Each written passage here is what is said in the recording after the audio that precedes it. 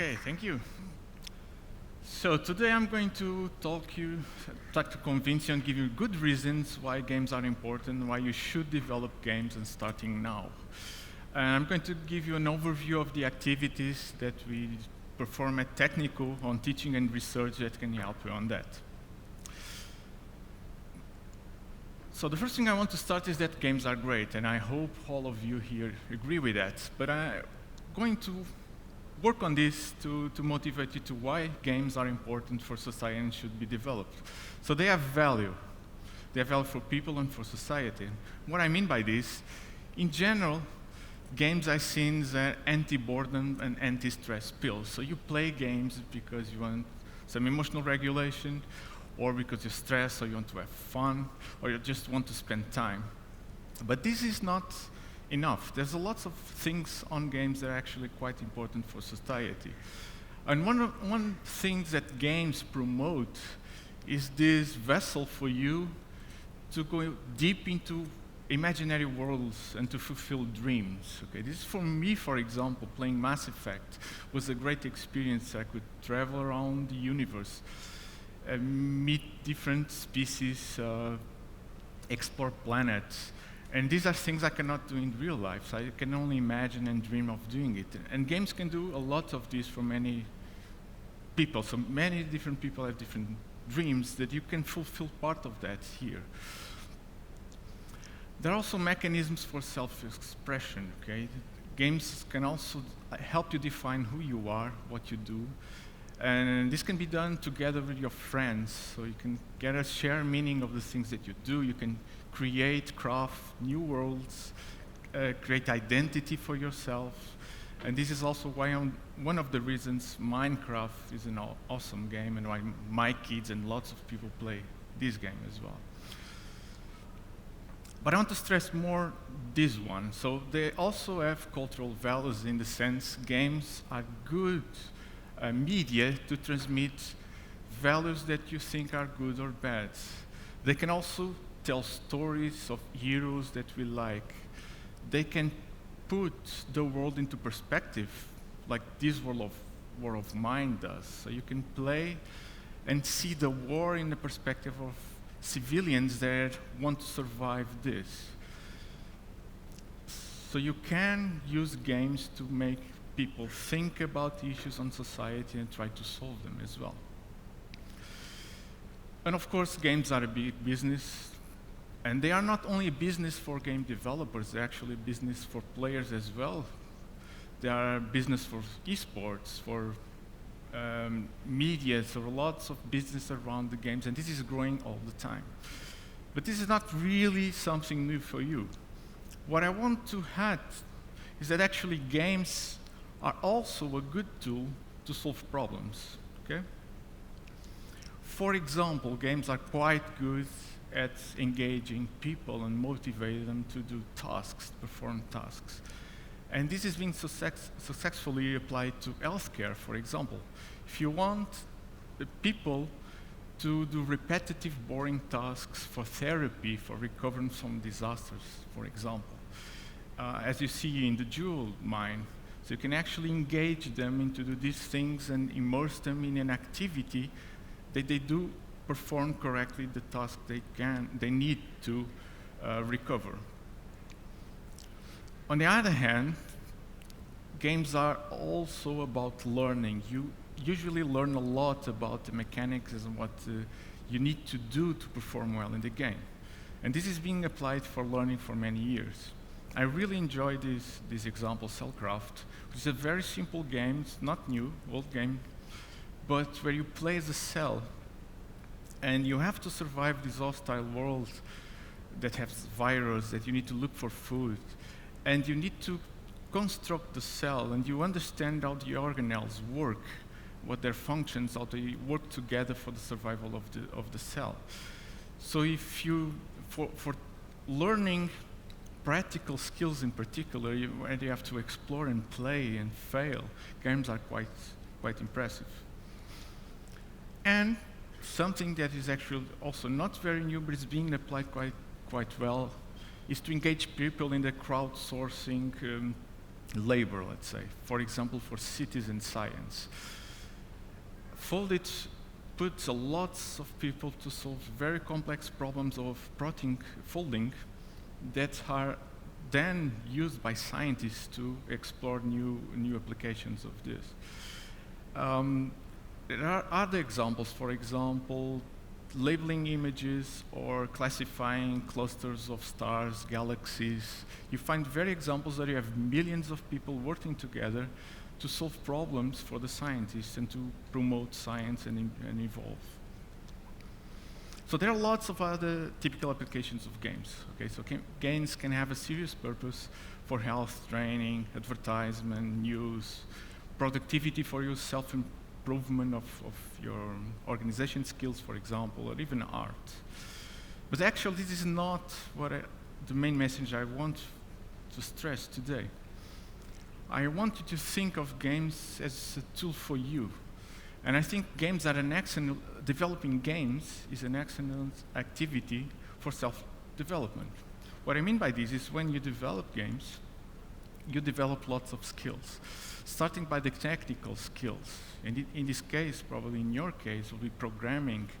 And this can be in many different perspectives.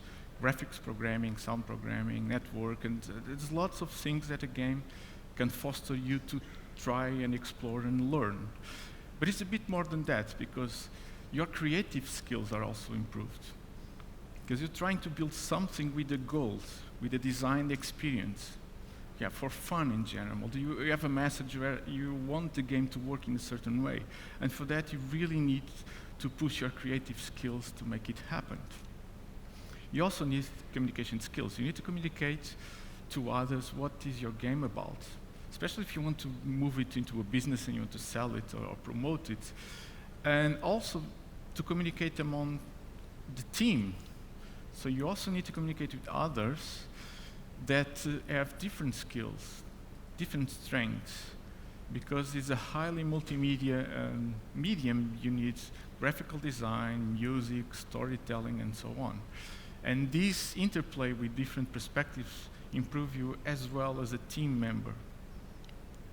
And finally, something people don't realize that often, but especially if you do it in condensed ways, and very often you start to organize your work much better.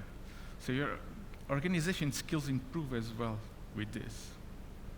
So if you think this as an activity, I see it like if you have some other hobbies like writing, drawing, playing an instrument or whatever, or a bit more like having a metal band, that you and your friends are creating something. So you should develop games with your friends as an activity for self-development in all these things I just mentioned. And if you do that, you actually are preparing yourself for the world that is coming. So my call for you, start developing games. Of course, you can do it as an hobby or in a career. You can later on go, and you're going to see some examples of people after that are going to tell what they're doing in the career. So you can still have a career or just do it for self-development, for fun, okay? And we have a few things here at Técnico that can help you. So the first thing that you can do is look at the specialization in games. And this is a set of courses that you can select in the Masters in Information Systems and Computer Science, so MAKE. And they have six courses divided into 2 semesters. So the first one is on game design. And here we discuss techniques for design, actually what means to have experience, to have a game that promotes an experience, what should the player feel, what kind of players exist, what do they like. Our prototypes are important in the process, what creative tools you have to develop your ideas, and so on. We also have 2 more courses more focused on technology. One is related to computer graphics, where here you work on computer graphics programming, advanced programming, using GPUs programming, shading, texturing, and so on. And you also have artificial intelligence for games, where you learn the role of artificial intelligence for the experience, some techniques to make AI work in games for NPCs to play games in general. And in the second semester, we have a course on game development methodology, which is a more broad project development course, where you develop a game from scratch until the end in a cycle and a prototyping cycle. So it's design thinking, user-centered design development applied to games. You also have media content production, because games also need this kind of multimedia, videos, images, text. So you study here, you can work with this kind of media. And autonomous agents and multi-agent systems, which is a technique from AI, which is a distributed technique where you have several agents working together to solve a problem. And this is often common in games as well. For example, for role-playing games or fighting games where you have teams of agents that you need to fight. And if you do that, in the end, you have something like this.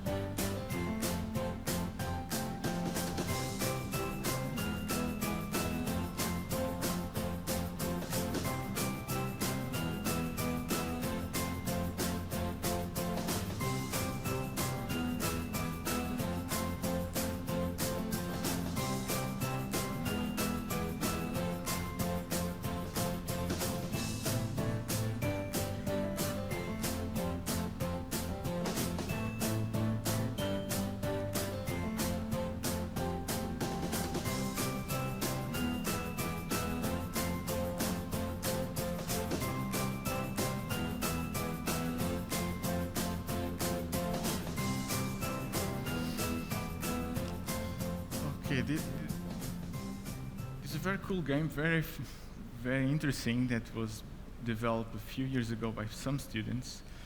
And we have some examples from this year. I'm just going to display.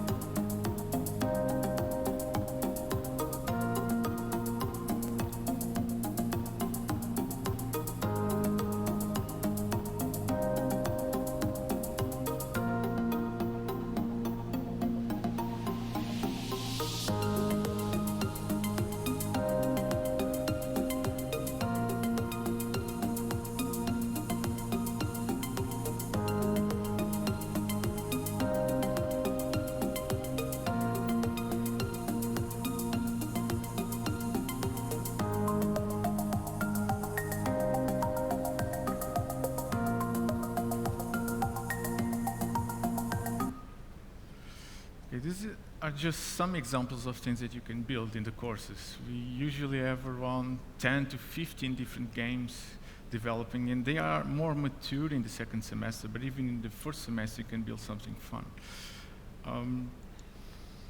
We are really proud to have a collaboration ongoing with the Faculty of Arts of the University of Lisbon, which means that in these games you have a team that is composed by people from arts, typical graphical design, but also 3D modeling, and with some luck, some sound as well.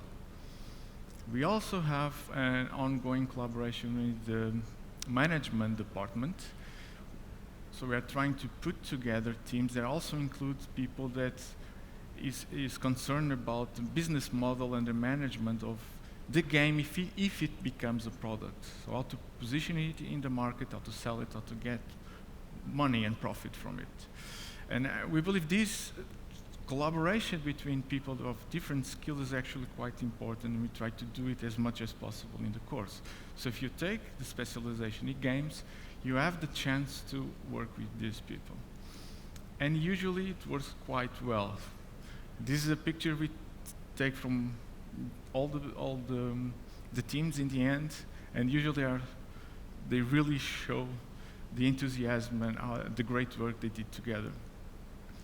Also collaborate with companies, other institutions, and we're actually starting something now with the Faculty of Letras, which will bring people that are studying writing for games, for video games, and see how they can help in the development and the creation of the experience, and even the content, the writing content, if the game is very story-based.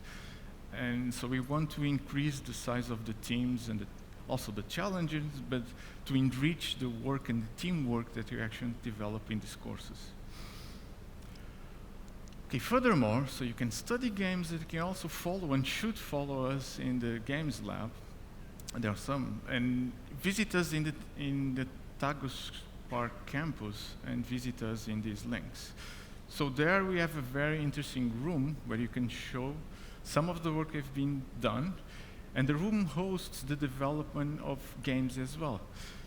People, mostly master students and some PhD students, are developing their ideas. There is a space that you can use to discuss games, to try, to play, and to show. And it's a quite nice room that I invite you to visit. But it's more than that. So the Games Lab is not just this room. We have a group of people that are working to promote games in Técnico in general. One of the things we do is the organization of the site of Técnico in the Global Game Jam. So Global Game Jam is a huge international event, usually in the end of January, where people meet together to develop a game quite fast. And these teams are quite multidisciplinary, and we have a quite successful site at Técnico. So this year were about 70 people, many people that came from other universities and also from other, bringing other skills to the team as well.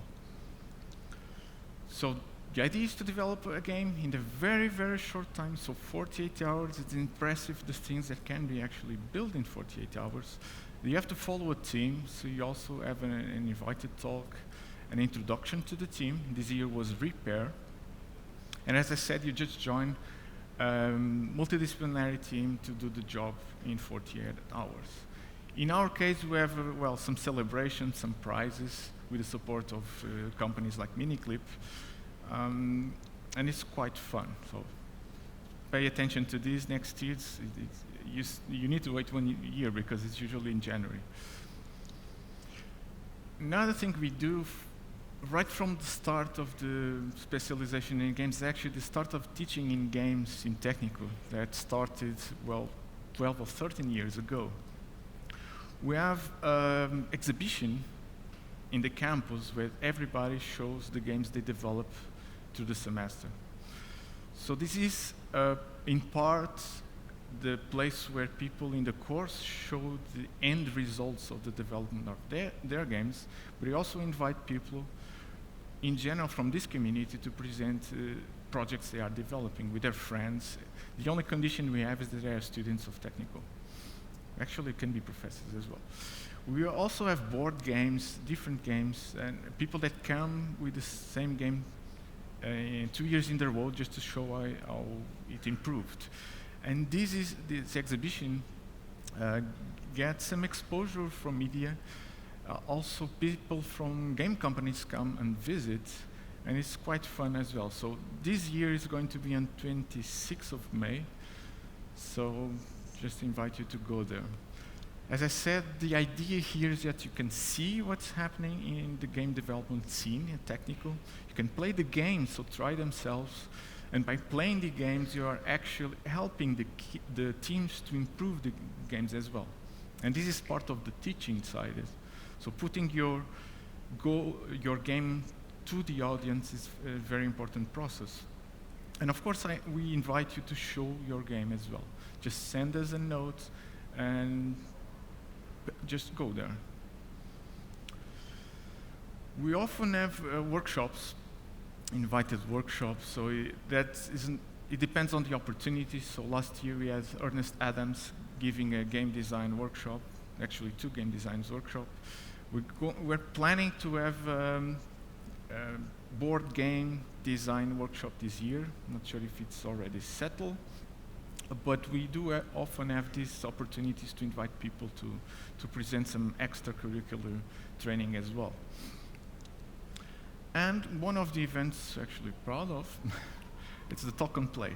So Talk and Play is something that we organize at a regular basis, mostly during the semester, the teaching semester. But it's an opportunity for people to go to the lab, talk about games, the favorite games they play, something that intrigues them, something they don't like, for example. We had a battle on Pokemon, the last game of Pokemon. Someone presenting why the game was really good, someone presenting why the game was really bad. But the idea is actually to promote discussion of issues regarding games. It can also be a paper that you read that you want to share with others or to discuss. It can be a perspective, something you think games are doing wrong or are doing quite well at the moment. It's really, really open. We also use this for master students to present the work they are developing in the master thesis and to get some feedback, or PhD. Or even us, I presented something that I played very, very, well, 30 years ago or something. So it is a place for sharing experience and try playing a bit and create a community around the games. And it's going to start soon, right? In March again.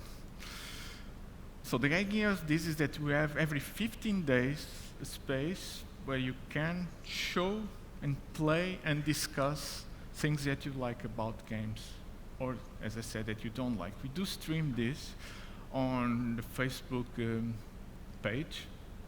You can actually watch the things that are already there and pay attention to the immediate for the next ones.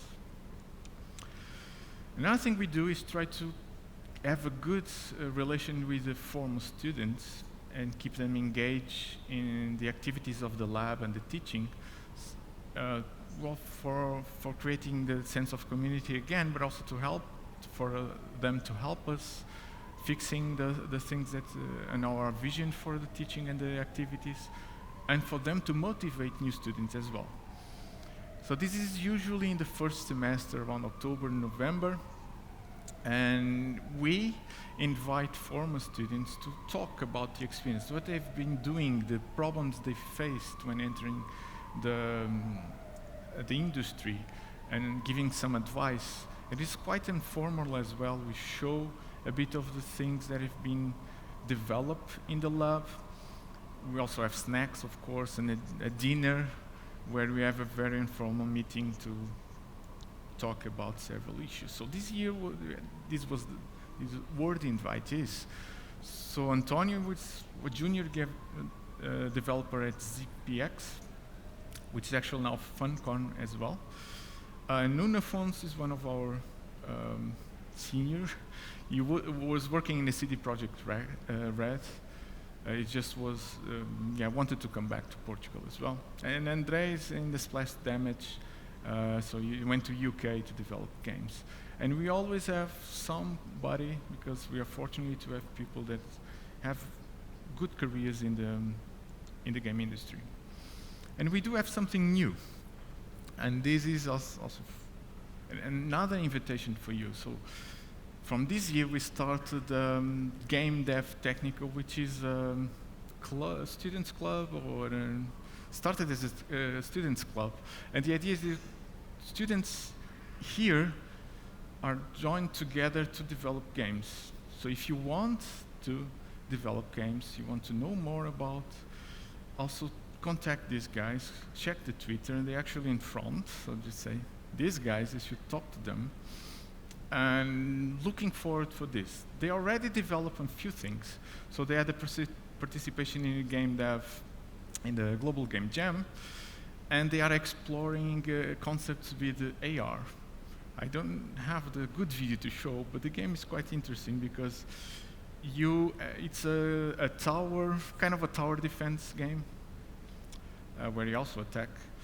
And in AR, you need to pick colors to attack and build your own towers. So I could pick up blue here, black here, yeah, green, and then bring the colors to the towers to protect, to build your tower. And if you put the wrong colors on the tower of the other guys, we actually attack them. It was fun as you can see in this picture, they were playing. Just check the Twitter and you can see a video. But look at these guys if you really want to start now, starting to develop games, okay?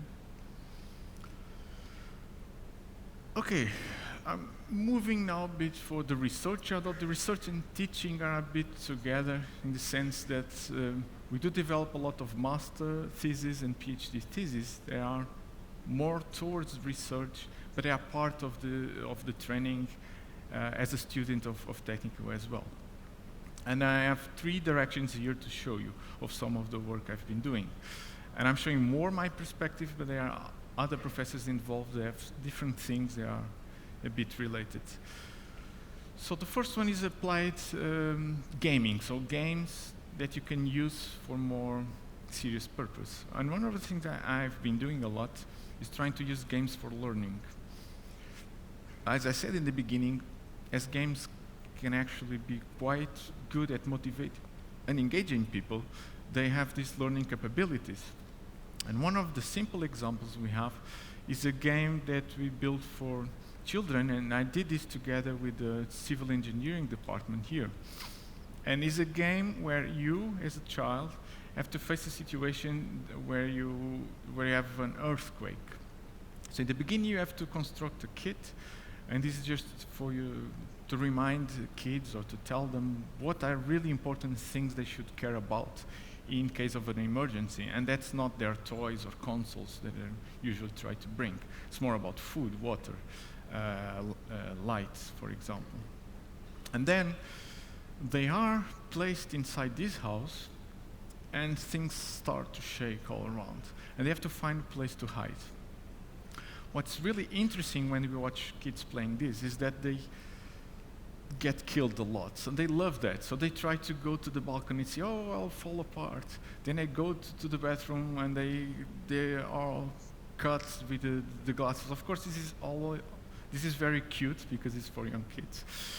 But what I mean by this is they explore everything they cannot do in real life. They understand that these things are dangerous, and they understand that if they put under the bed or under a strong table, that's a good approach.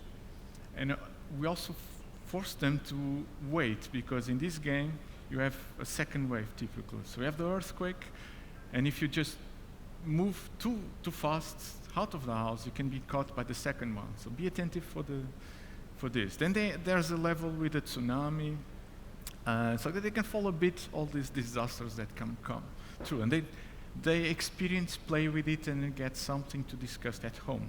That's the main issue. So the game is being applied in schools for a few years. We're actually updating this version for new technology. It's quite successful. This one, let's see if it runs. No, how do I play this?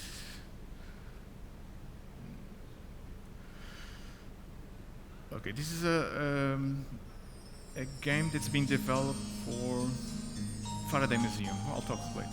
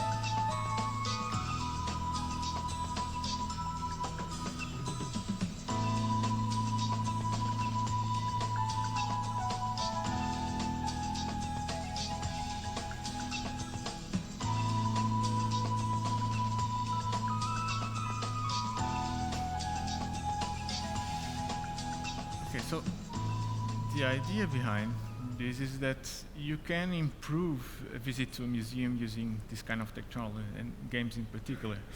And in this specific case, there are lots of pieces that you can actually not touch because they are very old, like this telephone. So you can bring life, especially if you let people pick up and open the pieces and see what's wrong with them if you try to make it work. That's what you saw in the video. So you're asked by the game to try to make a call in the telephone, and then you try it and things are not working. So you need to open it and see that you need to fix the battery, and then plug the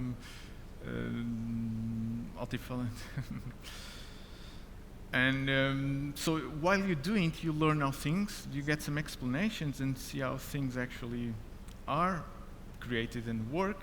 You get some information that collected in a book, and you learn more because you actually can play with the piece, and that's the idea.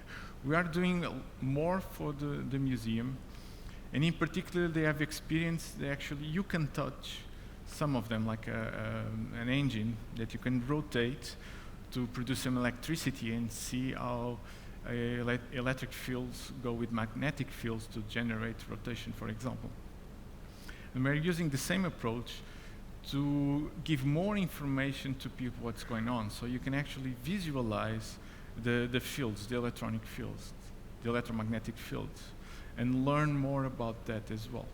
And the idea is that it is a free experience, so you can move around and choose what to see first and what to explore. We also did another game for support teaching math skills and problem-solving skills, and that's Fusterollen. The idea here, this game was also for young kids, for primary schools, 7 to 10 years old. And in this game, they have to prepare a party for 10 kids. They are invited. And they first need to understand what would be the theme of the party, and they have to check what the kids like. So they need to take a perspective of the guys that are actually going to take part of the party. But it's not only about that. They work in a team, and they have to structure the problem. So they have to define tasks to perform. For example, say we need food. We need to hire someone to be a clown or to tell a story. We need some furniture. So they need to consider what they need. They devise a plan, and then they divide it among themselves with a budget. So this is really about planning skills. So these kids have to say something like, I'm going to buy the drinks, you're going to buy the cakes, and you're going to see if you find some trampoline for the party. And then once they decide that, they go in another phase, which is a single-player experience. They all go into different places in the village to buy stuff and spend time. And then they come together and have to check if they actually perform the plan well. And it's impressive how they often do not. So they buy all stuff that they want, and then they are to come together, discuss what they did wrong, that they shouldn't buy, and only when they actually have a good set of things they bought that fulfills the planning, they can move on. And this is being used by math teachers. So this is to be used in class with some training from the teachers as well. And they find this quite engaging in the sense that it really makes them think in terms of problem solving, while other tools somehow do not work as well. There's another one which is now, well, this does not stop. And it's for learning chemistry, and I'll let you see the video first.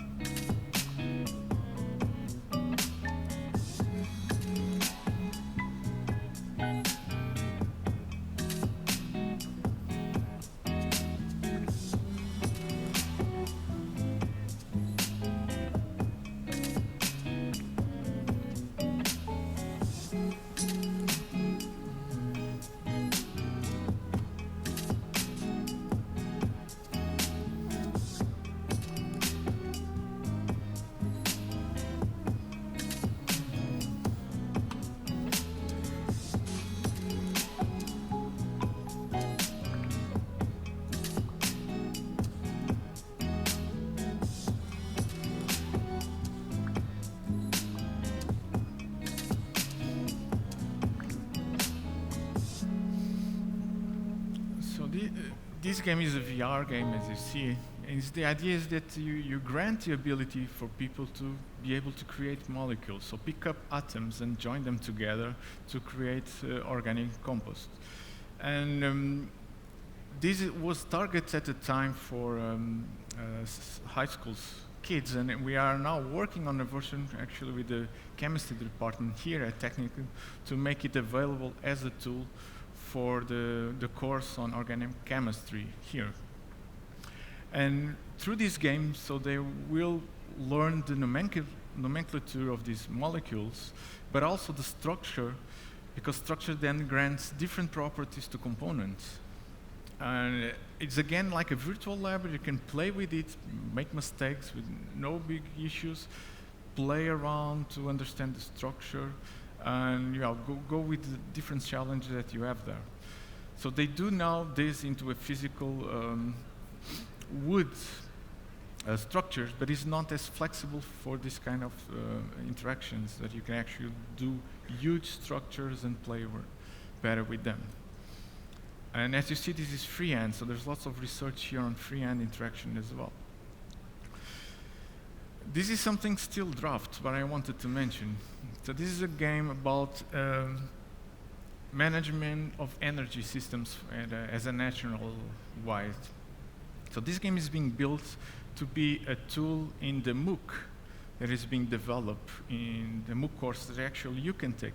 It's free for now. And the idea is that you're placed in the role of someone that needs to take some decisions about the strategy regarding energy of a country. In this case, it's actually Portugal, because we're using the data from Portugal. And you're going to have some objectives for 2050 on the amount of energy that you can have, that you can spend, and in particular, the CO2 emissions that you have, but also having into account the growth, the economical growth, and the happiness, let's say, the consume of the country, because you cannot just transform all energy into solar, because you're going to see problems there. So you can struggle the economy if you do that. So you have to understand what is the sustainable procedure to make it happen in 30 years. And this is exactly the things they are studying in the course. So they can test the scenarios in the game. And of course, they will fail, and they will learn why they failed, and they do it again until they understand the concepts they are trying to, so the concepts of what is a good management of a system as complex as this. This is still draft, so next year I should have a nice video about this. Just a brief mention, so I also do some games for science. I have two here mentioned. One is MD for a Day, was a game that was built for a Santa Maria Hospital and EMM Institute. So they wanted a game for doctors, MDs, to be curious about what happened in the case, in terms of microbiology of cancer patients. And the idea is that there's a lot of things going on in practice that the researchers do not know necessarily, and they should know, because they should talk more to have more data, to understand more cases. And the game was just more about that. So you play as a doctor and you have a patient that has cancer, you need to tell them to do certain exams, and then you play a bit of the exam itself to see, for example, and you can see markers in lumps, and you play it a bit to understand how does that work and what is the procedure, the organism procedure of the cancer. And if you find things that are interesting, you just talk to the researchers. So it was a game more for people to put people together. The Volcano Island was a multiplayer game that we built to study impact of common social identity on collaborative attitudes. So you would play a game where you are in a desert island, there's a volcano, and you have to rush to build a boat to get out. The thing is that you have lots of gold, for example, and the guy that actually wins the game is the one with most gold. So you have a mixed motive here. So your motive is actually to get as much gold as possible to win the game. But then if you stay on the island, everything blows up and you lose the game. So you have to manage this conflict. So you have to collaborate a bit with the others to still be able to win. And we study the effects of, for example, putting everybody with the same shirt color. And we see that these kind of things, these very simple cues for shared identity, actually make people collaborate more. We actually should mention another one. It's not there, but currently working one on norm violation. So it'll be a game where we're going to put people to watch norm violations and things like honesty or fairness and see how people react to it. And actually games frame the experience more engaging than actually some lab session. The other things that I do a lot is artificial intelligence for games. And I think I'm still going to show this a bit. So this is an example of an AI player for the Don't Starve Together game. And we connected one of our tools to this game to allow people to have some AR roles to try to solve it.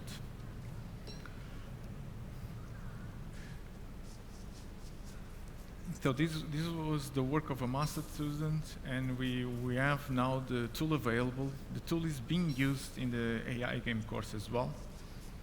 And well, if you want to work on this, just let me know as well. So this is what the tool looks like. So you can load characteristics of the character, see the knowledge it stores, and create rules for behavior and so on. So actually, I'm going to skip this. So this is one of my favorite projects. This is a game that was built actually in one of the courses of the specialization in games on the old version of it. And this is a two-player game. As you can see, you have two different characters with different skills, and they have to pick up all the items in this simple 2D world. And what I do here is try to solve it from an AI perspective. Can AI collaborate to solve this? And this is actually quite challenging because it's a very dynamic world with realistic physics, and they have to coordinate at the planning phase. They need to discuss what they should do. Then they have to execute the actions as well.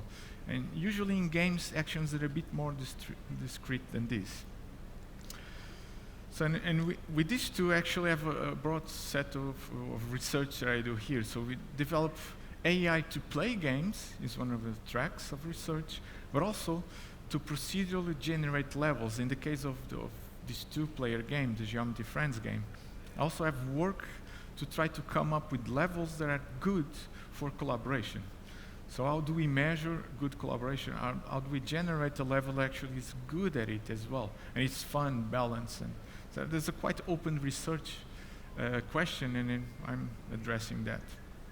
And in general, I have that as collaborative AI. It's something that interests me a lot. So create agents, AI that is able to play with themselves, so play a team game, but actually more important for me is playing with a human. Can I have a player in this game or in another game that can play with a person and actually have a fun experience for the person?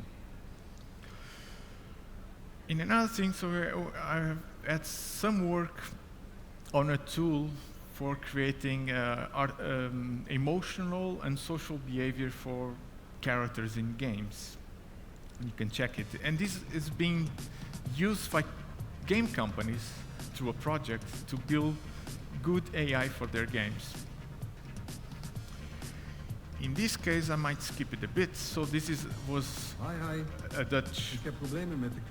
It is in Dutch, so I'm not going to understand much. But the idea of the game is that you would play as a customer service, and you want to understand how to deal with the emotions of someone that is complaining about an issue of a product that he has.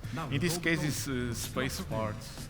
So it's a space game, and you're part of a company that sells parts for this, and they're actually complaining. So you just need to check that you have the right approach to manage the mood of the customer. They also did this in another interesting game, and this game was about teamwork, building teams, and you needed to select the best team and actually make sure that you make them play together in the right positions and that you manage the interpersonal relationships with that. And that engine supports the creation of this social AI. This one was from a PhD student where we had AI with the capabilities of use and understand social power. So the idea is that you could tell some of these agents that are playing as actors in a play to choose things they don't want. So all these actors wanted to be the hero or the villain on a play, but you can only assign the villain and the hero to one of them. So you needed to talk to them and engage into a conversation using some strategy, using social power to make sure they accept something that they don't want. And I'm still doing some research on this. This is something new. This is something new, and Diogo is working on that. We are exploring social constructs for cognitive AI that supports as well creating believability and social skills for AI to, for example, be able to generate automatically societies for games or background characters for games, or even main characters for games, but that they understand the social context. So I'm not going to show the video. So the idea on this research track is that I also work on trying to improve characters in games, so NPCs in general. So how can AI be used for that? And can we give them better social skills for social intelligence? So can they understand the user? Can they understand emotional behavior or show emotional behavior? Be able to have interpersonal relationships? And in particular, in the case of the latest project, can they actually understand context and be aware and sensitive to context and change? For example, if they are in class, they should behave in a different way if they are partying at home or in the library. So understand what concept, or what is the context they are playing on, and change that. And in complex games or role-playing games, they're actually quite important. I also want to mention something that is starting now. It's a research project funded by the EU. It's a big project on automated testing or highly interactive applications. I'm in particular working a bit on automated user experience, which in terms of games mean automatic play testing. And am I going to test this game, Space Engineers from Good AI? It's actually a game that is in the market. You can find it on Steam. And it's a collaborative multi-user game where you build together structures on a space station. And they want to add new structures and see if the game does not break. And to test this, currently, they need to put a lot of people testing everything, all combinations. And we're trying to put AI with the social skills so they can actually mimic what people would like to do and try to do and see if the system still works. And as a final note, I just want to show a few things on research on robots in games as well. So for example, here we have a robot that can play the Sueca card game. And it's a 4-player game, so they can play against or with human players. And in this research, we try to see how if they show group emotions, if the experience is better. So again, increasing the social and believable behavior to improve the interaction experience. And I leave you with this. And this was a game that was built to play Risk. I am going to win. Let's play. Sorry.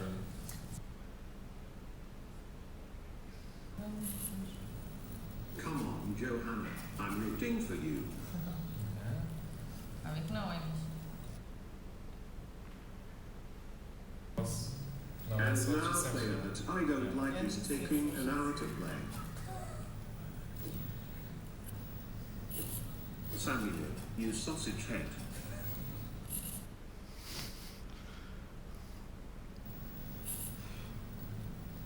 This is too much. You are too lucky. Aspetta,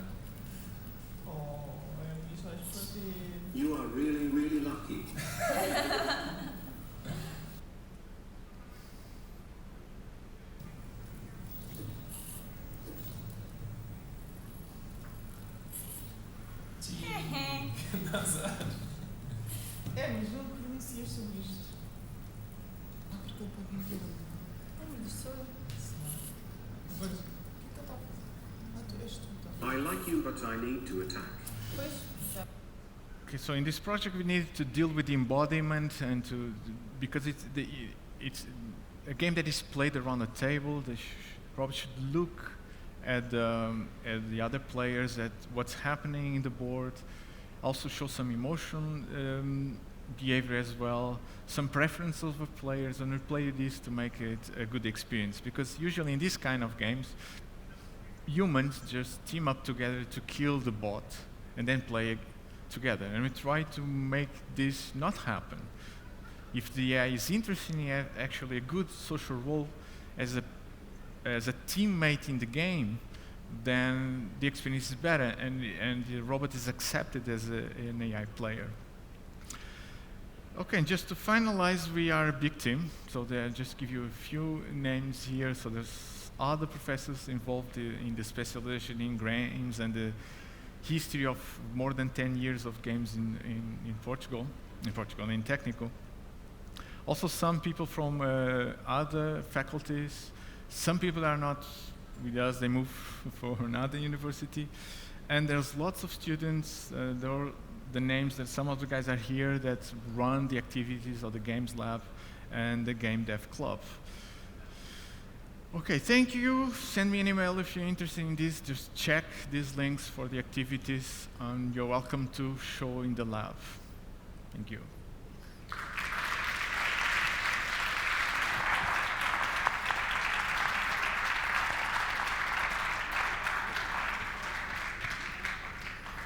So, does anyone have questions?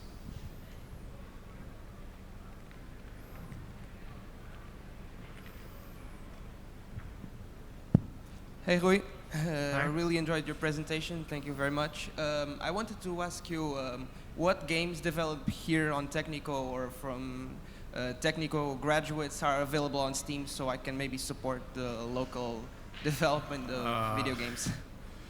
So on Steam, not yet. Okay. So we do enforce people to, encourage people to try to go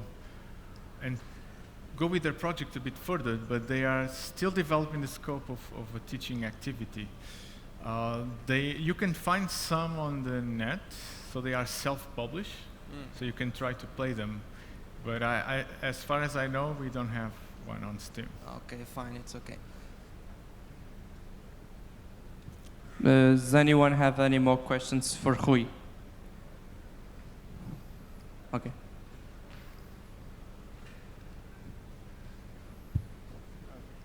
Hello. I'd like to ask, maybe you don't know this, but how does the gaming landscape for game developers look in Portugal? Like, is there a market for it? I mean, I assume there is, but like, is it substantial, or is it more something that students eventually migrate elsewhere? We have both. So it's growing, and so in the past, or 2 years ago, the industry actually organized themselves and tried to present it in a strong position.